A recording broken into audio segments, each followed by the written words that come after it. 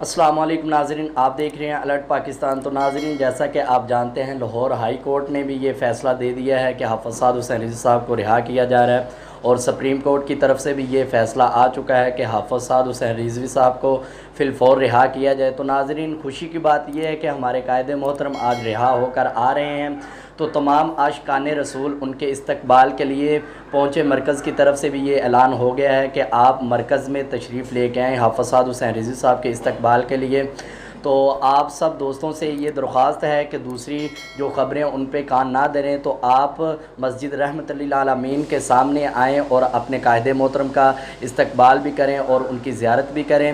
تو یہ تمام اہل اسلام اور تمام عشاقان رسول کے لیے آج بہت بڑا دن ہے، اور ماشاءاللہ ربیع الاول کا آج دوسرا دن ہے، تو بہت خوشی کی بات ہے۔ آج ہمارے قائد محترم رہا ہو کر آ رہے ہیں، تو آپ سب لوگ بھی حافظ سعد حسین رضوی صاحب کے استقبال کے لیے تشریف لے کے آئیں۔ انشاءاللہ امید ہے کہ حافظ سعد حسین رضوی صاحب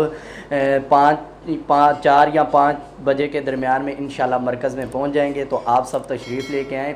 اللہ پاک آپ سب کو سلامت رکھے اور دعا میں یاد رکھیے۔